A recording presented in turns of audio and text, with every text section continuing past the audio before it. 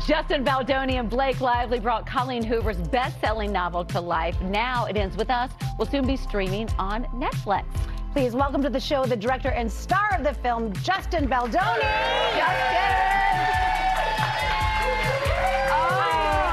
What an amazing welcome. By the way, there were like 3 people in here a minute ago. I don't know where they all came in.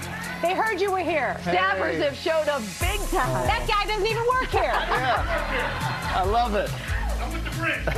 Justin, the first time you read this book, did you know that you had to direct and star in it? What was it? Definitely not star in it, but the first time I read the book, it was the first time I'd ever read something where I was put in the protagonist's situation, specifically a female, and let alone something with abuse. And by the end of the film, I just remember just being so touched and moved and having no idea of what so many women experience. Mm-hmm. And I just felt like this is a story that I had to tell. And later on was when I decided to act in it. Thank you for doing that. Yes, thank you very much. Role. I mean, but you not only did you act, you also directed. What was that like, having to, wear several hats during the production? Oh, it's so hard. I mean, look, first of all, being a director is a very lonely job, and there's a lot of pressure. And I think the only way that I got through it is I just surrounded myself with people that were so much smarter than me. As it relates to the acting part, it's a heavy load to carry. I wanted to do as much justice as I could to survivors by making Ryle as truthful as possible. So spoke with so many women who'd experienced abuse at the hands of somebody like Ryle. And then in that process, you just got to do the prep and create this character and have him live in you for a while and then put him away. And he only shows up when you say action. But what was the key to getting Ryle right? Because you just nailed it, because he's not a bad guy or a monster. He loves her. What was the key to sort of finding that balance to showing what clearly you learned from talking to all of these survivors? Yeah, well, the first thing is, what Ryle does in the movie is unforgivable.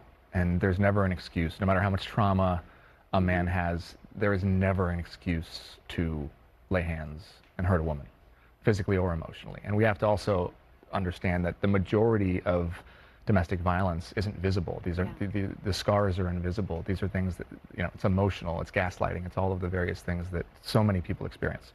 So for me, the secret, if there was a secret, was to just make sure that the audience understood why Lily could fall in love with him.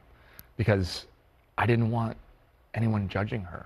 I think we judge enough women and victims, and we've been asking the same question for years, why doesn't she leave? I didn't want anyone to ask that question. I wanted people to understand why they stay. Why? Because that's the question. But the real question is, why do we keep allowing men to harm? Why do we keep, why have we created a system where men can make it unsafe for 1 in 3 women globally? And I think we men have to step up and figure out how we can be better allies and do the work internally, become safe spaces for ourselves, so this world can finally be a safe space for everybody that we love. Thank you, by the way, for all of that. Yes. I mean, really, and the fact that it's coming from a man and the director doing is wonderful. Your kids are in this movie. Did they have a piece of it? How was that? There's a little Easter egg. So right before Lily gets Lily Bloom's the shop, you see there's a shop. Oh my goodness! Look, Melissa.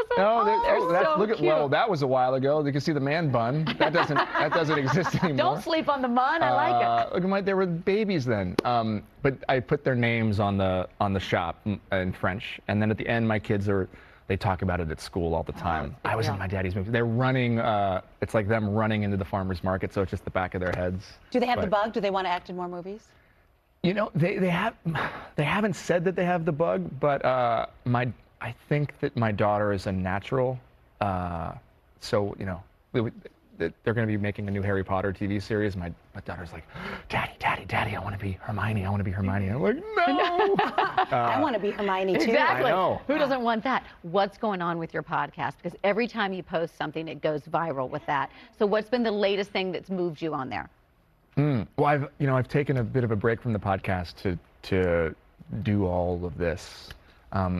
Look, we make the podcast because we want to have conversations that I don't think are had enough. That men have. I think that men need safe spaces to be vulnerable. We need safe spaces to work stuff out. We need to be able to have real conversations without the fear of being called out or canceled. And you know, the goal is just like, hey, how can we show that being a man is wonderful? Like masculinity is not toxic. I love being a man, and embrace the amazing qualities that make us men, and yet create space to allow us to be fully human. And vulnerable. And vulnerability is a part of that. That's real strength, sensitivity, emotional bravery, and having real, sometimes difficult conversations with ourselves. And I think that's what we men gravitate to. That's what we love. We'll bring the podcast back. I know you're taking a little break, but we're all saying here that we are. when you get some free time. No, absolutely. That's the plan. I care so deeply, and I think that we need it now more than ever. And men overall are, I think we're not doing as well as we could be. And I think we just need some safe spaces where we can express ourselves and also hold each other accountable. Thanks for coming to see us. We absolutely love you here. We love all the work that you're doing. It ends with us. Available to stream on Netflix on Monday.